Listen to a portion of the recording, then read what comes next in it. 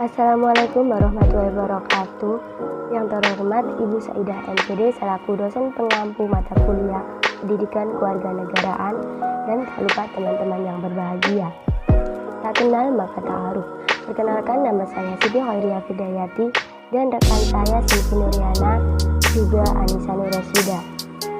Pada kesempatan kali ini saya dan rekan saya akan menyampaikan materi diskusi kami mengenai otonomi daerah.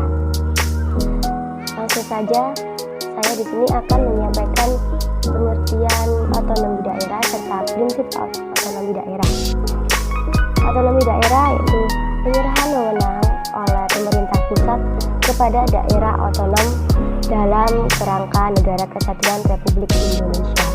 Otonomi daerah ini merupakan hak istimewa yang dimiliki oleh setiap daerah atau wilayah yang ada di Indonesia dalam mengelola daerahnya sendiri, yang artinya setiap daerah di Indonesia memiliki wewenang sendiri dalam menentukan berbagai kebijakan untuk kepentingan daerahnya masing-masing.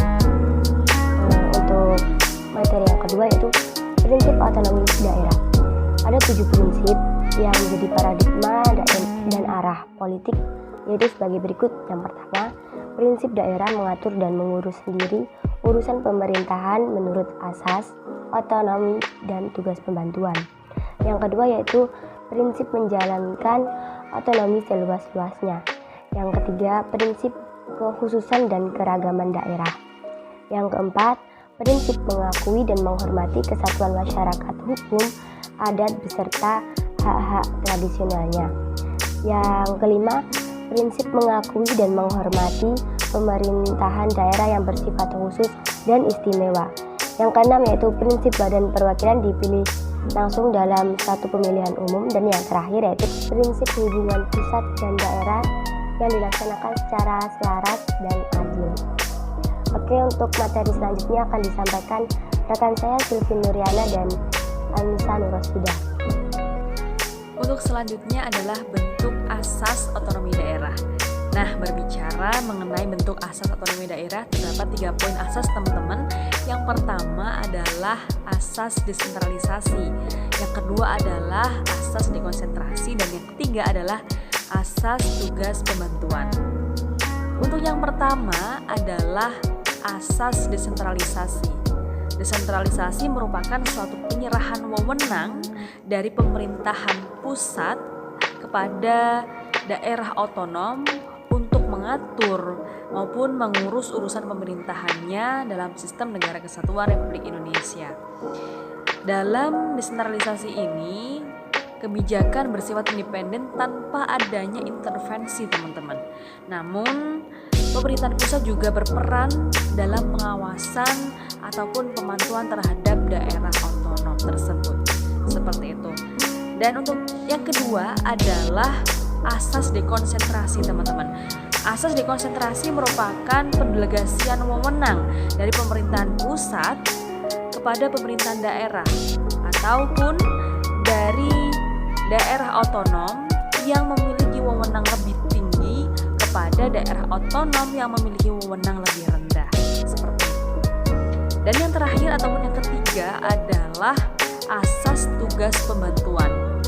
Asas tugas pembantuan ini merupakan suatu asas otonomi daerah yang memiliki sifat membantu pemerintahan pusat ataupun pemerintah di atasnya dalam menyelenggarakan kebijakan negara ataupun daerah melalui wewenang yang telah dimilikinya.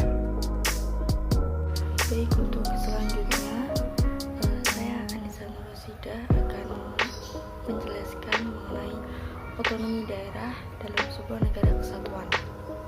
Pelaksanaan otonomi daerah selain berlandaskan pada acuan hukum, juga sebagai implementasi tuntutan globalisasi yang diberdayakan dengan cara memberikan kewenangan daerah yang lebih luas, lebih nyata, dan bertanggung jawab. Otonomi daerah di Indonesia diselenggarakan dalam rangka memperbaiki kesejahteraan, mengatur, memanfaatkan, dan menggali sumber-sumber yang berpotensi yang ada di daerahnya masing-masing. Maju atau tidaknya suatu daerah sangat ditentukan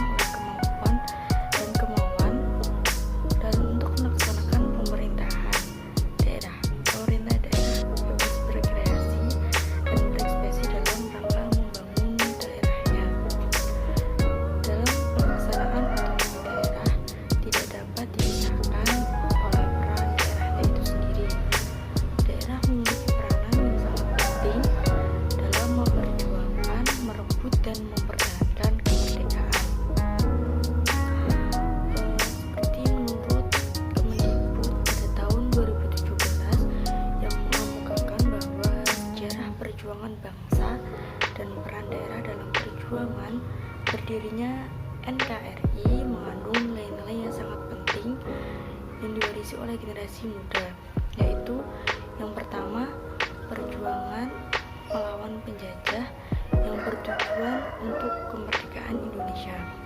Yang kedua, tokoh pejuang daerah merupakan tokoh pejuang bangsa Indonesia. Yang ketiga, persatuan dan kesatuan menjadi kekuatan bagi bangsa Indonesia dalam merebut dan mempertahankan kemerdekaan. Yang keempat, bangsa Indonesia telah sepakat membentuk Negara Kesatuan Republik Indonesia sebagai pilihan yang tepat. Yang kelima, mengutamakan kepentingan bangsa dan negara di atas kepentingan pribadi maupun kepentingan golongan. Dan yang keenam, selalu bersikap sukarela dan juga berkorban demi kepentingan bangsa dan juga negara. Terdapat beberapa peran daerah dalam kerangka Negara Kesatuan Republik Indonesia, yaitu yang pertama, kemajuan daerah akan lebih cepat tercapai apabila bangsa Indonesia memiliki nilai persatuan dan kesatuan antar masyarakatnya. Yang kedua, kemakmuran bersama merupakan tujuan masyarakat Indonesia, bukan kemakmuran bagi perorangan atau kelompok atau daerah tertentu. Yang ketiga,